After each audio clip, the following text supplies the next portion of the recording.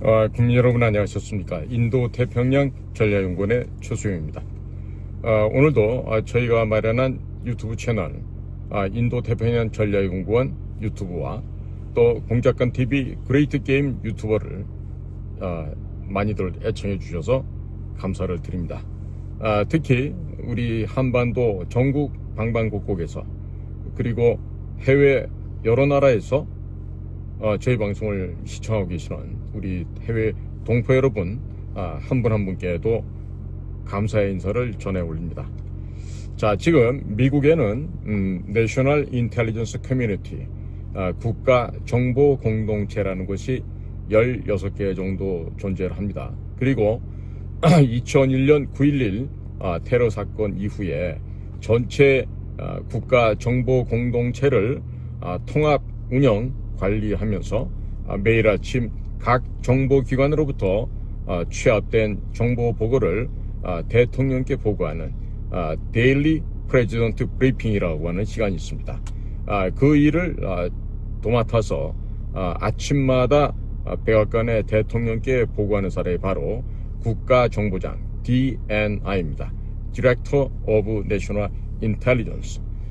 지금 미국에는 털시 게버드라고 하는 DNI 국가정보장이 현재 그 역할을 담당하고 있고, 이 털시 게버드는 최연소 연방 하원 의원으로 국민으로부터 선택을 받은 아주 독특한 경력이 있을 뿐 아니라 현역 군인으로서 최전선의 전장에서 동료들과 함께 전투를 했던 그런 예비역 중령입니다.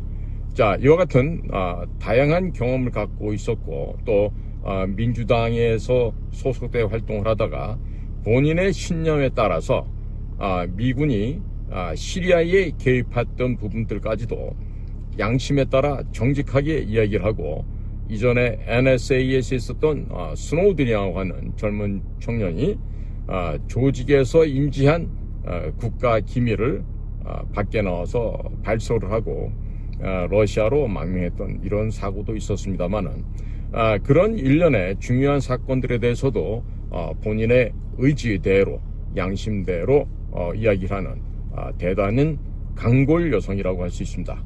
금년도 44살인데요.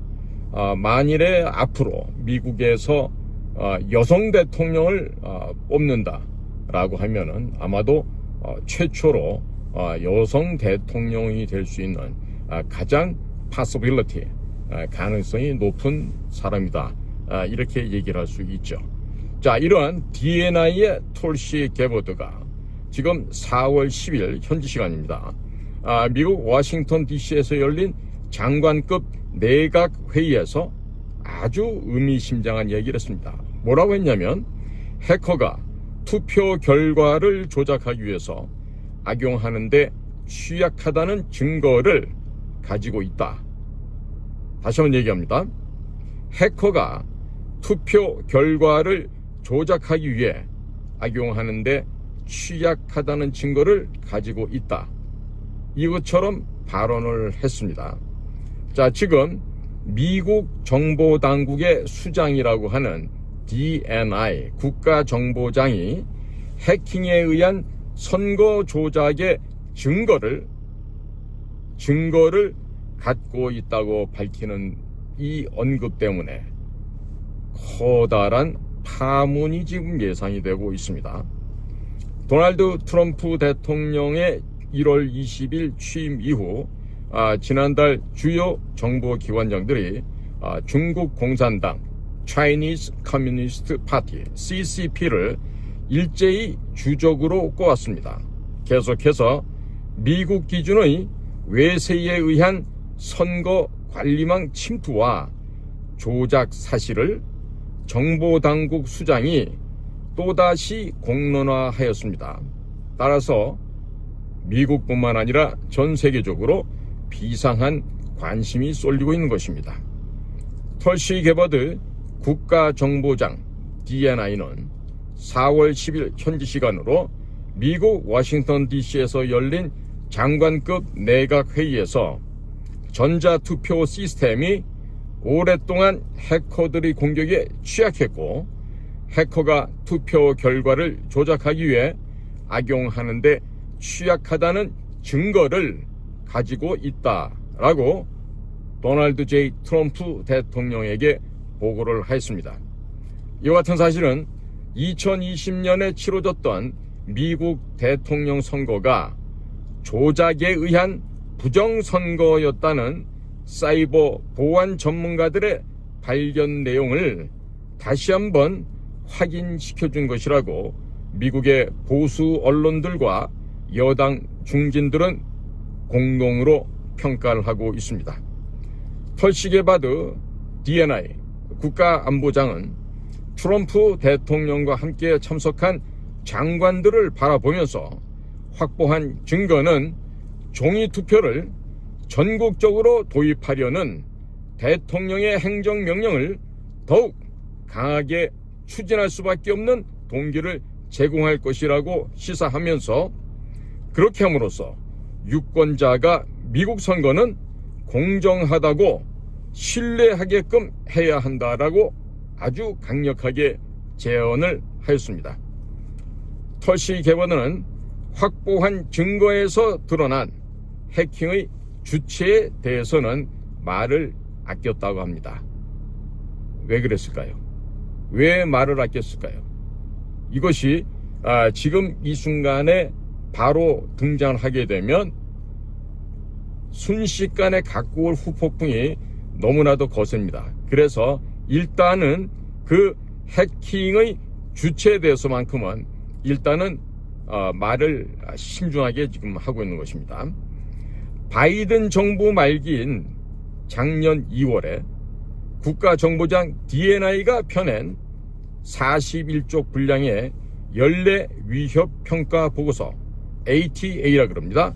Annual Threat Assessment.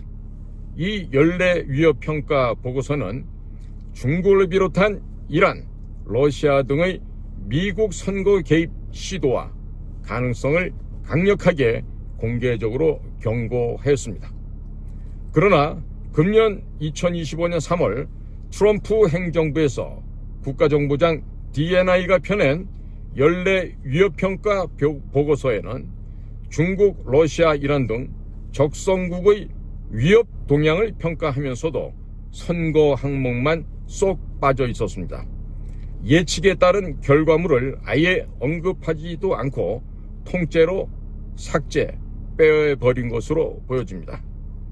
이러한 가운데 미국의 16개 국가정보공동체를 총괄하고 있는 정보수장 DNI가 선거 조작 증거를 확보했다라고 발언을 하면서 그동안 미국의 정보당국이 별도로 묶어 관리해온 선거 개입 증거의 일부이자 애시당초 연례 위협 보고서에 담길 모종의 내용을 우회적으로 암시한 것이 아니겠느냐라는 합리적 해석이 나오고 있습니다.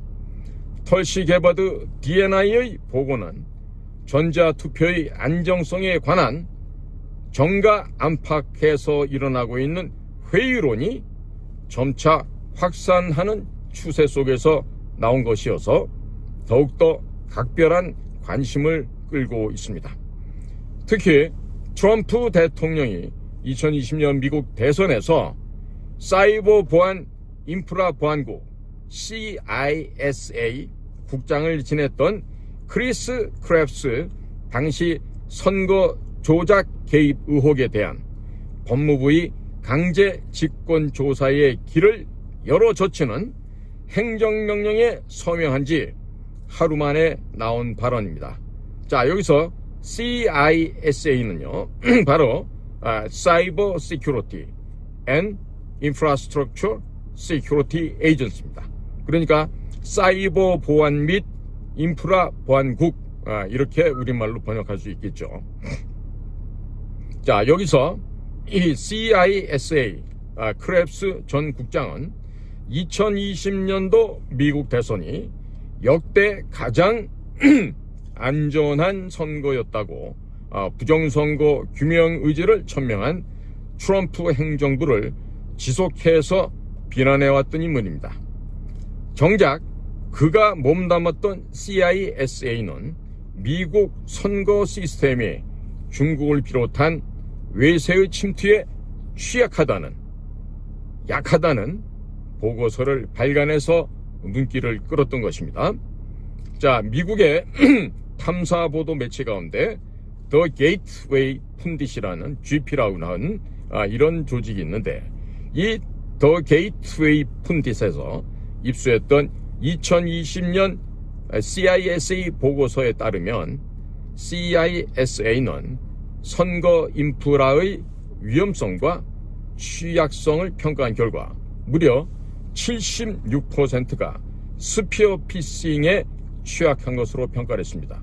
자, 여기서 스피어 피싱이라고 하는 것은요, 이메일 악성 코드로 정보를 탈취하는 이런 사례란 말합니다. 그러니까 이메일을 보내서 상대편이 그 이메일을 열어보면 그 안에 같이 보낸 스파이웨어나 또 다른 악성 코드가 심김으로 인해서 상대편 컴퓨터로부터 이렇게 정보를 탈취해 갈 수 있는 것이죠. 자, 이것은 사실상 한국의 선거관리위원회처럼 마음만 먹으면 뻥뻥 뚫릴 수 있는 낮은 보안 수준의 이야기가 된다, 이렇게 볼 수가 있습니다.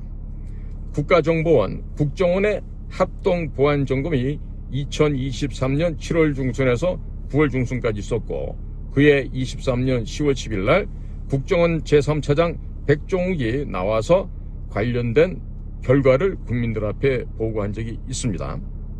자, 그 당시 한국선거관리위원회의 보안 수준은 100점 만점에 100점이라고 허세로 부렸지만 실제는 31.5점이라는 정말 형편없는 점수를 받아서 최악인 것으로 이미 입증된 바 있었습니다. 자, 미국의 CISA 사이버 보안 및 인프라 보안국은 중국의 침투에 주목을 하고 있습니다. 트럼프 후보가 당선된 직후 2024년 12월 국토안보부 DHS죠. Department of Homeland Security입니다. 이 국토안보부와 공동으로 중국 공산당의 연합 사이버 군대가 구글, 애플, 버라이전, 컴캐스트 등과 같은 미국 인터넷 서비스 제공 기업의 데이터 센터, 라우터, 서버를 강제 점령하고 파괴하고 있다고 경각심을 일깨우면서 대응 가이던스를 공개한 곳 역시 CISA였습니다. 트럼프 행정부의 선거 진실성 회복 대책은 곳곳의 저항에 부딪히면서도 현재 속도를 내고 있습니다. 자, 선거 진실성은요, Election Integrity라고 해서 과연 이 선거가 얼마나 거짓 없이 부정 없이 정확하고 진실되게 치러지고 있느냐를 갖다가 조사하는 그 척도가 되겠죠. 자, 이에 앞서서 트럼프 대통령은 4월 8일 공화당 의회위원회 NRCC라 그럽니다. National Republican Congressional Committee라고 하는 NRCC 만찬에 참석을 해서 종이 투표로 복귀해야 된다. 당연히 당일 투표해야 된다. 유권자 신분증, 시민권 증명서 등 폭넓은 선거 개혁안을 의회에서 통과시켜야 함을 당부하였습니다. 트럼프 대통령은 전자투표 기계 비용의 8%로 선거를 치르고서도 정확하게 개표할 수 있다. 공화당 지지자들은 무엇을 기다리고 있는 것인가? 조작과 혼란의 기회를 없애는데 누가 반대할 수 있겠는가라고 따져 묻고 있으면서 주별로 조속하게 신속하게 시행에 들어갈 것을 거듭 촉구하였습니다. 이 같은 관점은 트럼프 행정부 강요들의 한결같은 인식이기도 합니다. 미국 정부 차원의 지난 선거 부정 규명은 트럼프 대통령 임기 내에 예고된 수순이라는 합리적인 관측이 제기되고 있는 배경이 됩니다. 일론 머스크 정부 효율부, DOGE죠. Department of Government Efficiency, 이 정부효율부 장관은 지난해 2024년 6월 전자투표기를 없애야 한다라고 단계적 폐지를 주문한 뒤에 해커나 인공지능에 의한 해킹은 비록 작은 때일지라도 그 위험성, 리스크가 대단히 크다라고 X에서 경고한 바가 있습니다. 일론 머스크는 당시 무소속 대통령 후보였던 로버트 F. 케네디 주니어, RFK 주니어라고 합니다. 이 RFK 주니어가 푸에르토리코 선거에서 전자투표 관련 수백 건의 투표 부정행위에 대해 언급하자 이같이 댓글을 달아서 주목을 받은 적이 있었습니다. 트럼프 정부에서 연방보건사회복지부 장관을 맡고 있는 RFK 주니어는 당시에 다행히도 종이투표 기록이 남아있어서 문제를 발견해 집계 결과를 정정할 수 있었다. 종이투표 기록이 없는 선거구에선 어떻게 되겠는가? 미국 시민은 자신이 행사한 표가 모두 집계되고 선거는 해킹될 수 없음을 알 필요가 있기에 선거에 대한 전산 개입을 피하기 위해서는 종이투표로 돌아가야 한다고 강조한 바 있습니다. 자, 그런데 인도라는 나라의 반응이 참으로 흥미롭습니다. 인도는 트럼프 대통령의 취임 직후 선거 부정 의혹 발언으로 한 차례 발칵 뒤집힌 바가 있었는데 이후에 인도 내부적으로 선거 부정을 화두로 진통을 겪어온 가운데 이번 털시 게버드 DNI 국가안보장의 발언으로 또 한 번 내홍에 빠진 뒤숭숭한 분위기를 인도 주류 언론들이 일제히 보도를 하고 있습니다. 인도 선거관리위원회는 전자개표기가 해킹당하기 쉽다는 주장을 일축을 합니다. 이렇게 일축하면서 전산 조작에 의한 결과 뒤집기는 불가능하다고 반박을 합니다. 한국하고 비슷하군요. 이 인도 선거관리위원회 관계자는 우리 전자개표기는 어떤 네트워크 또는 와이파이에도 연결되지 않고 간단하고 정확한 계산기처럼 작동을 한다. 전자개표기는 인도 대법원과 여러 정당으로부터 여러 단계에 걸쳐 검증받았다라고 주장하고 있습니다. 여기도 정신 나간 법원, 판사, 정당 정치인들이 많은 것 같습니다. 중국 공산당의 인도 선거 개입 우려는 일찌감치 제기된 바 있었습니다. 2024년 3월 마이크로소프트사는 중국 공산당이 인도에서 거행되는 4월 선거에 개입할 것이다 라고 전망을 하였고 이보다 앞서 1월 13일 대만에서 있었던 총통선거에서도 허위 정보 캠페인의 시험 가동을 마친 사실을 마이크로소프트 위협 정보팀 MDTI 보고서 형태로 이미 공개한 바가 있었습니다. 중국 공산당이 국가 자본과 인해 전술을 앞세워서 생존을 위한 파상공세의 일환으로 선거 개입을 시도한다는 우려는 과거 20여 년간 점차 실제적으로 증명되어 왔었습니다. 자, 이렇게 미국의 정보 커뮤니티는 이 중국 공산당의 이 실정적인 위협에 대해서 아주 위험천만하다라고 지금 평가를 하고 있습니다. 더 게이트 펀디스에 따르면 크리스토퍼 레이, 이미 사임한 FBI 연방수사국 국장이었죠. 이 크리스토퍼 레이도 중국은 다른 주요 국가들을 합친 것보다도 더 큰 규모의 해킹 프로그램을 가동하고 있다. 실제 중국 해커의 수는 FBI 사이버 요원과 정보 분석과의 수를 합친 것보다 최소 50배 이상 많을 것이라고 강력하게 경고를 했던 바가 있습니다. 자, 여기서 재미난 것은 한국입니다. 한국 유독 한국만 평온한 상태를 유지하고 있습니다. 좌편향 논란에 끊임없이 휩싸여온 국내 주류 언론들은 4월 10일 오후 10시 현재 시간까지 미국 16개 정보기관을 총괄하는 국가정보장 DNI 털시 게버드의 충격적인 발언을 대부분 외면하고 있습니다. 자, 특히 레가시 미디어라고 하면서 자기들이 무슨 정통 언론이라고 떠드는 이 쓰레기 언론들은요, 어느 곳에서도 이 사실을 보도하지 않고 있습니다. 한편 털시 게버드 미국 D&I 국가정보장은 지난달 26일, 그러니까 3월 26일이죠. 미국 워싱턴 DC 연방의사당에서 열렸던 상하원 정보위원회 청문회석상에서 전 세계 패권국 지위를 노리는 시진핑 체제의 중국은 적성국 가운데 가장 능력을 갖춘 전략적인 경쟁자로 평가된다.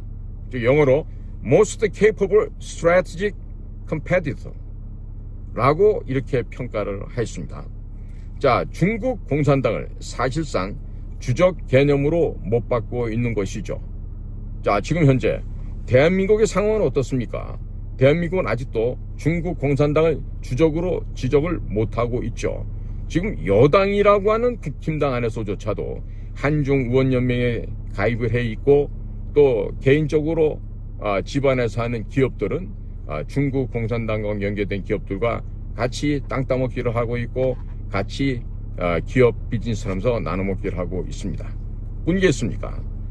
중국에 파견을 다녀온 정부 고위 관리들도 중국의 통일전선부, 중국의 공안부, 안전부, 중국 공산당 등등 여러 곳으로부터 이미 포섭이 되어 있는 자들이 많이 있죠. 특히나 국가정보원과 그리고 외교부 같은 데서는 이렇게 중국 공산당에게 포섭을 당한 이런 사람들이 적지 않게 있습니다. 자, 그런데 지금 나라가 지금 이렇게 대통령까지 거짓 내란 세력들에 의해서 파면을 당하고 있고 엉망이 되고 있는데, 중국 공산당에 대한 이 위협에 대해서 제대로 인식하고 있는 사람이 얼마 없어요. 국가 전체를 따져보면 한 1, 2%나 될까 말까입니다. 자, 이런 식으로 되어 간다라면은 나라의 미래가 어떻게 되겠습니까? 지금요, 지금 재벌들, 이념과 사상, 역사관이 없는 재벌들이라는 사람들은요, 돈이면 다 돼요. 돈만 있으면 되고, 자신들의 재산을 지킬 수 있으면 되고, 그 돈만 더 많이 벌 수 있으면 돼요. 따라서 대통령제라든 내각 책임자를 하든 상관이 없는데, 내각 책임자를 하게 되면은 이 총리, 이 수상을 재벌들 돈으로 마음껏 갖고 주물를 수가 있죠. 그런데다가 또 그 돈은 중국 공산당과도 연결되고 있는 돈이에요. 그러니까 윤석열 대통령 경우는 누구보다도 내각 책임제를 실시하게 되면은 나라가 중국 공산당에 의해서 폭삭 망한다는 사실을 누구보다도 잘 알고 있는 사람이에요. 그러니까 이번에 일각에서 무슨 김앤장 출신의 변호사가 와서 회유를 하고 위협하고 공갈했다 그러는데, 그런 데에 대해서 절대로 60일 이내에 하야를 하겠다, 이런 내는 6개월 내에 하야를 한다, 이런 위협 조건에 대해서, 이런 총유에 대해서 절대로 그것을 승낙하고 용인할 인물이 안 되죠. 윤석열 대통령은 당연히 나라가 망한다는 생각을 갖고 있기 때문에 내각 책임제를 절대로 수용할 수가 없는 사람이에요. 그러니까 서울법대 선배라고 하는 그 판사 출신의 목 씨가 다녀가서 이런저런 얘기를 했다 그러는데, 뭐라 그랬겠습니까? 평상시 알고 지내는 사람이었을 거예요. 그럼에도 불구하고 그 목 씨를 가진 그 변호사가 와서 그런 얘기를 했을 때 윤 대통령 입장에서는 속으로 그랬겠죠. 자식이 웃기고 있는 놈이네 이거. 직간 놈이 법대 선배면 선배지. 감히 내각제 애들 말을 들으라고. 나라가 중국 공산당 밑으로 지금 망해갈 텐데 그 길을 따르라고 하면서 단호하게 거절을 했을 것으로 저는 예상이 됩니다. 만약에 그거를 받아 먹었다면은 윤석열이 아니죠. 그렇죠? 자, 지금 국민 여러분, 털시 게버드는 16개의 국가정보기관을 총괄하고 매니지하는 정보수장이에요. 근데 그 털시 게버드가 소위 장관급 강요회의에 와서 대통령께 이와 같은 내용을 보고를 했다. 이게 의미하는 바가 뭐겠습니까? 16개 국가정보기관 중에서 이미 이 부정선거에 대한 구체적인 물증을 확보하고 구체적인 사례를 파악하고 따라서 어느 국가가 중심이 되어서 이와 같은 부정과 조작과 불법을 했다는 확고부동한 하드 에비던스, 빼박 증거를 확보한 상태에서 대통령께 보고를 했다, 이런 판단을 할 수밖에 없습니다. 그걸 하지 못한다면 미국의 정보기관이 될 수가 없어요. 자, 그러자니까 그렇게 구체적인 물증을 가지고 대통령과 모든 강요 앞에서 보고를 했다, 이미 어디라고 지금 추측이 되어지시죠. 그러면 미국의 대선에 지금 개입한 것은 지난 4년 전, 그러니까 2020년 미국 대선에서는요, 독일의 프랑크푸르트와 한국의 수원 두 군데서 그 미국 선거에 개입하는 그 짓을 했다라는 게 미국에서 조사 결과 갖고 있어요. 그게 한마디로 말하자면 이런 겁니다. 트럼프가요, 이렇게 완만하게 이렇게 증가하고 있어요. 표가 시간이 가면서. 그런데 바이든은 밑바닥에 이렇게 깔려갑니다. 그러다 새벽 2시가 넘어가고 3시 넘어가면서 트럼프 표는 안 움직이는데 바이든 것만 갑자기 수직 상승합니다. 이걸 바로 바이든 스파이크라 그래요. 이 바이든 스파이크를 만들고 전산 통해서 인위적으로 조작을 했는데 그 조작한 발원지가 어디냐? 독일의 프랑크푸르트 앤 코리아의 수원이었다는 겁니다. 그 프랑크푸르트에서는 그 과정 이후에 전개됐던 여러 가지 그 현장에서의 그 전투 속에서 미국의 그 고급 두뇌들이 CIA, DIA 이런 요원들이 몇 명씩 목숨을 잃어버리는 이런 심각한 일도 초래가 됐었어요. 그러나 그 미국의 조 바이든이 가짜로, 거짓으로, 부정으로 당선이 되고 나서 그렇게 사관하고 했던 걸 전부 다 묻혀져 버렸죠. 물론 수원에서 조작질한 것도 묻혀져 버렸어요.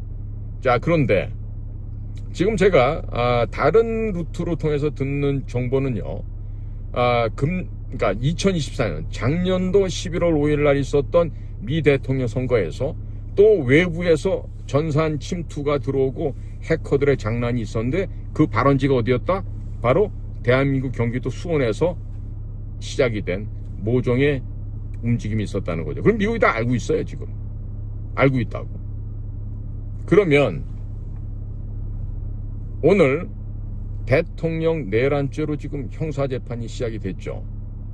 지금 윤석열 대통령 본인이 직접 설명도 하고 오늘도 아주 여유 있는 모습을 보였다는데, 과연 내란죄로 처벌을 받으면 무기징역 내지는 사형인데 윤석열이라고 하는 인물이 어떻게 저렇게 당당하고 자신만만하고 여유가 있을 수 있죠?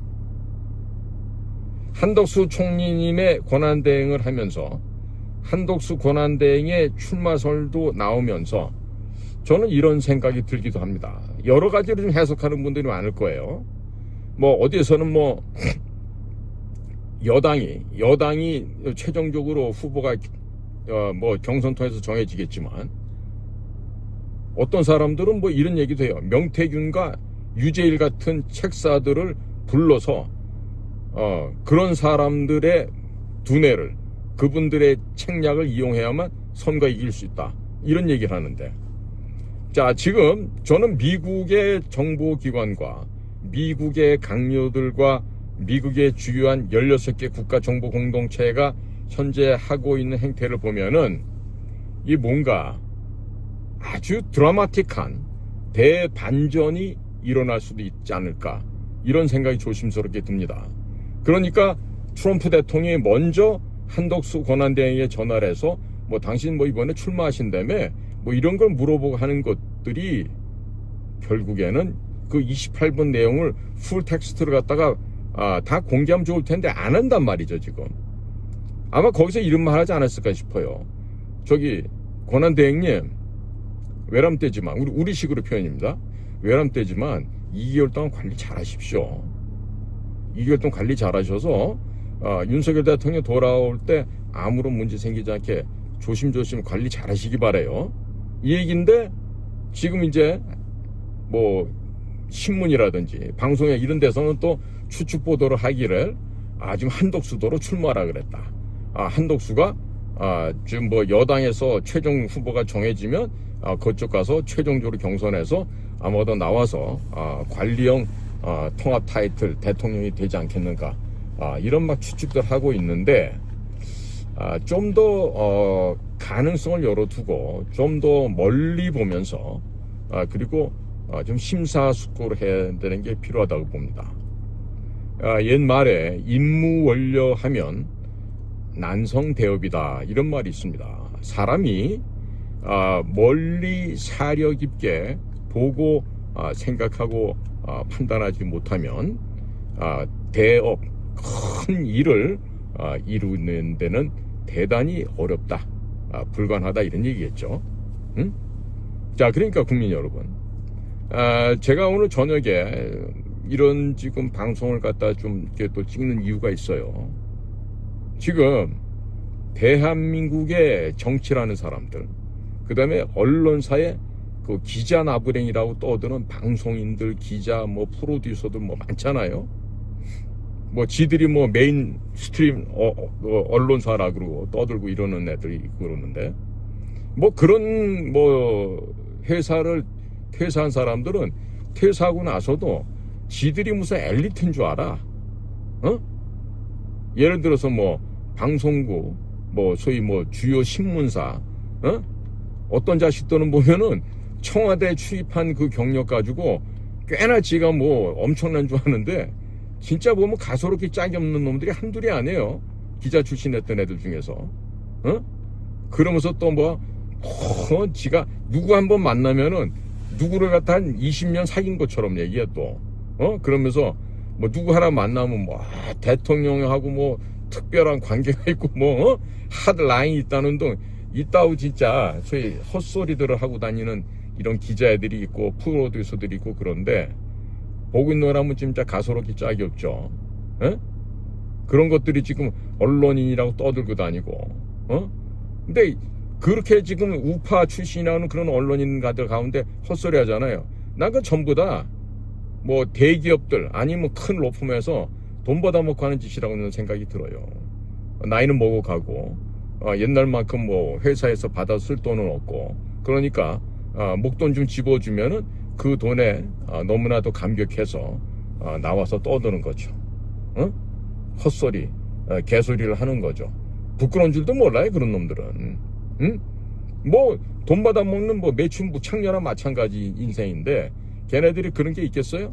그냥 무조건 돈 주는 놈들.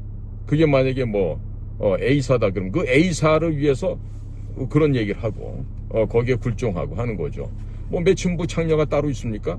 돈 받아먹고 유튜브에서 개소리 헛소리 하고 하면은 그게 매춘부 창녀지 뭐가 있겠어요? 그리고 원거리 조정받는 거야. 예를 들어서 내가 A사 출신이야. 그러면 A사의 그 지필진들이나 그 A사 사주가, 야, 너 말이야 이런 쪽으로 해서 방송해. 그러면 뭐 앉아갖고 세상을 다 보는 듯이 얘기를 하지만 사실은 지가 이전에 속해 있었던, 지가 주군으로 황제로 모셨던 그 사주님의 요청대로, 그 회사 요청대로 마치 해갖고 뭐 지가 취재한 것처럼 해가지고 만들어서 헛소리 하는 거죠. 기자도 아닌 거지 그런 것들은. 한마디로 쓰레기, 매춘부. 차라리 몸 팔아서 노동하는 매춘부가 더 낫지. 더 정정당당하니까.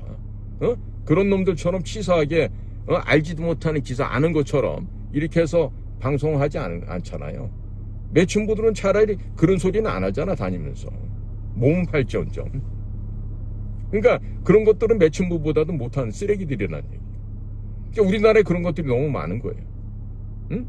자유우파, 애국 보수 진영의 뭐 언론인이다, 방송이다, 뭐 이런 척하면서 사실 알고 봤더니 기회주의자예요. 여기에 뭐 하려고? 풀칠하려고. 여기 뭐 하려고? 사료 집어넣는데 돈이 필요하니까. 그러니까 그런 짓 하고 사는 거예요.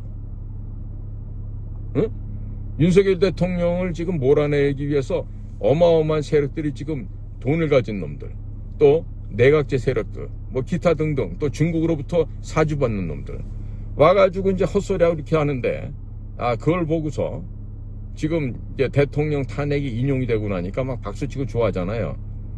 근데 저는 오히려 잘 됐다고 보는 측면도 있어요. 왜? 그 헌법재판소 쓰레기들 손에 기각이다, 혹은 각하다 이런 판결을 받고 업무에 복귀를 했다고 칩시다. 그 얼마나 불미스럽고 불명예스럽습니까? 지금 그 거짓의 세력들에 의해서 무도하게 불법으로 탄핵을 당해서, 그런데 극적으로 이 부정선거가 진짜 이게 불덩어리입니다. 핵폭탄이라고 이게. 이거가 만약에 지금 9회 말 투아웃 말로 과정에서 역전 말로 홈런이 터지는 이런 식의 광경이 이번 우리나라에서 벌어질 수가 있거든. 만약에 그것이 현실화가 됐을 경우에 지금 대통령 하겠다고 나온 사람들 꼬라지가 어떻게 되겠어? 전부 다 무효야. 특히 여당 한동훈이 같은 저런 쓰레기들, 홍준표 이런 것들, 뭐 나머지 쓰레기들은 얘기할 필요도 없죠. 정말 수준도 안 되는 것들이 지금 뭐 하겠다고. 수준 되는 게 있어요? 단 한 놈도 없는데? 그러면 대통령 되겠다고 껄떡거리고 나왔던 것들이 지금 한순간에 그냥 물거품이 돼갖고 아이고 창피해라, 아이고 부끄러워라, 이렇게 된단 말이에요. 자, 그러니까 제가 이번 주에 지금 방송하는 이유는 우리 국민 여러분들께서 제발 좀 진지하게, 그리고 지금 가슴에 지금 애가 타서 지금 미칠 지경인 분이 한두 분이 아니실 거예요. 좀 침잠하시고 인내하시고 좀 기다려보세요. 기다려보시다 보면 여러분들의 정말 눈과 귀를 놀래게 하는 그런 일이 벌어질 수도 있습니다. 절대로 저 희망 고문하는 거 아니에요. 객관적이고 논리적으로 지금 미국과 전 세계적으로 돌아가는 이 국제 정세를 갖다가 냉철하게 보고 이것을 갖다가 분석해 볼 때 지금 모종의 물밑에서 아니면 지표면 아래에서 지금 이 불덩어리 마그마가 막 끓어오르고 있거든. 막 끓어오르고 있기 때문에 분명히 뭔가가 정말 경천동지할 만한 일이 벌어질 수도 있습니다. 이 점을 한번 우리 국민들께서 잘 염두에 두시고 한번 깊이 생각을 해 주시기 바랍니다. 인무원료 난성대업이라 했습니다. 자, 오늘도 저희 방송을 경청해 주셔서 감사를 드립니다. 안녕히 주무십시오.